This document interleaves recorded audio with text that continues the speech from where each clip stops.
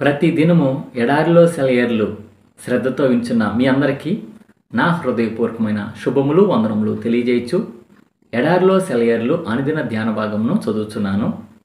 దయచేసి శ్రద్ధగా వినండి. సెప్టెంబర్ నెల 22వ తారీఖు కొరకై ఏర్పాటు చేయబడిన ఎడారిలో సెలయేర్లు అనుదిన ధ్యాన భాగమును చదువుచున్నాను. వాక్య భాగము: సీమోను సీమోను, ఇదిగో సాతాను మిమ్మును పట్టి గోధుమల వలె జల్లించుటకు మిమ్మును కోరుకొనేను గాని నీ నమ్మిక తప్పిపోకుండానట్లు నేను నీ కొరకు వేడుకొంటిని. పరిశుద్ధుడైన లూకా వ్రాసిన సువార్త 22వ అధ్యాయము 31-32 వచనాలు. ధ్యాన భాగమును చదువుచున్నాను. దేవుడు మనలను పరీక్షించేటప్పుడు గురిచూసి కొట్టేది మన విశ్వాసాన్నే.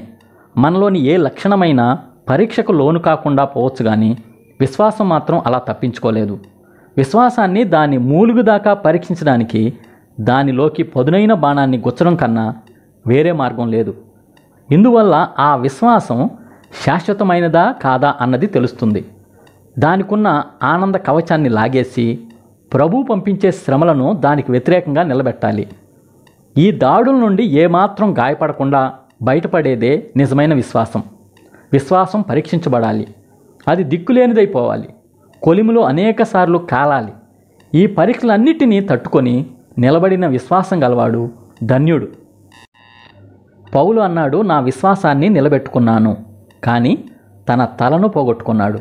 అతని తలను నరికివేశారు కానీ అతని విశ్వాసాన్ని మాత్రం తాకనైనా తాకలేకపోయారు. అన్యజనులకు అపోస్తలుడైన ఇతడు 3 విషయాలలో సంతోషించాడు.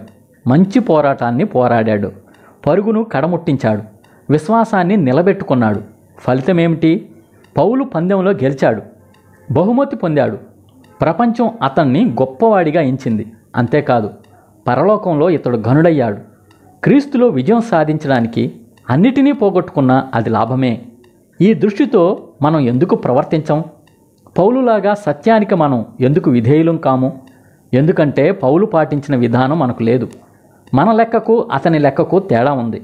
పౌలు నష్టం అని ఎంచిన వాటిని మనం లాభంగా లెక్కిస్తున్నాము. పౌలుకున్న విశ్వాసం మనకు ఉండాలి. అతనికి దొరికిన కిరీటం మనకు దొరకాలంటే ఆ విశ్వాసాన్ని నిలబెట్టుకోవాలి. ఇదే ఈ దినమునకై ఏర్పాటు చేయబడిన ఎడారిలో సెలయేర్లు అనుదిన ధ్యాన భాగము. సమస్త జ్ఞానమునకు మించిన దేవుని కృపా సమాధానము ప్రభువైన యేసుక్రీస్తు వలన మీ హృదయములకు మీ తలంపులకు కావలి ఉండును గాక. ఆమేన్. ప్రార్థన. పరిశుద్ధుడా, ప్రేమ కలిగిన తండ్రి, జీవం గల దేవా, జీవాధిపతి, మాకిచ్చిన మరి యొక్క మంచి వర్తమానం బట్టి వందనాలు, స్తోత్రాలయ్యా. ప్రభువా, అపోస్తులైన పౌలుని మాకు మాదిరిగా చూపిస్తూ వచ్చావు. ప్రభువా, ఆయా తను ఏదైతే నష్టంగా ఎంచుకుంటూ వచ్చాడో దాన్ని మేము లాభంగా ఎంచుకుంటున్నాం. ప్రభువా, కనికరం గల తండ్రి, క్షమించి ప్రభువా, ఆయా మేము సమస్తాన్ని నీ నిమిత్తమై నష్టంగా ఎంచుకొని నిన్నే వెంబడిస్తూ ప్రభువా, నీ కోసం మంచి పోరాటానికి సహాయం చేయండి అయ్యా. ఆయా మా యొక్క విశ్వాస యాత్రా జీవితం కడమట్టుకు విశ్వాసాన్ని కాపాడుకోవడానికి సహాయం చేయమని వేడుకుంటున్నాం. ప్రభువా, ఎడాల్లో సెలవించిన నీ బిడ్డల్లో ప్రభువా, ఎవరెవరైతే ప్రభువా అయా పౌలు లాంటి స్థితిలో లేరో ప్రభువా, కనికరం గల తండ్రి, ఈ లోక సంబంధమైన వాటిని లాభంగా ఎంచుకుంటున్నారేమో ప్రభువా, కనికరం గల తండ్రి, వారికి కావలసిన గ్రహింపు దయచేయమని వేడుకుంటున్నాం. ప్రభువా, ఈ లోక సంబంధమైనది అశాశ్వతం అని తెలుసుకొని ప్రభువా, అయా తండ్రి, నీ వైపు చూస్తూ ఈ భూ సంబంధమైన వాటిని లక్ష్య పెట్టేవారిగా ఉండుకునేట్టుగా సహాయం చేయమని, ఈ దిన దీవెనలతో ఆశీర్వాదాలతో ప్రతి ఒక్కరిని నింపమని వేడుకొంచున్నాం. ప్రభా, ఎవరెవరైతే అస్వస్థగా ఉన్నారో వారిని కనికరించి వారికి కావాల్సిన స్వస్థత, విజయం, విడుదల దయచేయమని వేడుకొంచున్నాం. ప్రభా, అలాగున్న తండ్రి, ఎవరెవరైతే మానసిక రుగ్మతలతో బాధపడుతున్నారో కనికరంగా తండ్రి, వారికి కూడా కావాల్సిన మంచి మానసిక స్థితి దయచేయమని వేడుకొంచున్నాం. చిన్నల్ని, పెద్దల్ని, వృద్ధుల్ని, మధ్య వయసు స్త్రీలని, పురుషుల్ని దీవించి వారిని, వారి కుటుంబాలను దీవించినయ్యా. ఆత్మీయ స్థితులు అందరినీ వర్ధల చేస్తూ రమ్మని వేడుకొంచు. యేసు పరిశుద్ధ నామంలో ప్రార్థించి వినయంగా వేడుకొంచున్నాము తండ్రి. ఆమేన్. మన తండ్రి అయిన దేవుని యొక్క ప్రేమ, ప్రభువైన యేసుక్రీస్తు వారి కృప, పరిశుద్ధాత్మ యొక్క అన్యోన్య సహవాసం సదా మీ అందరికీ తోడై ఉండును గాక. Amen. Praise the lord. Shalom.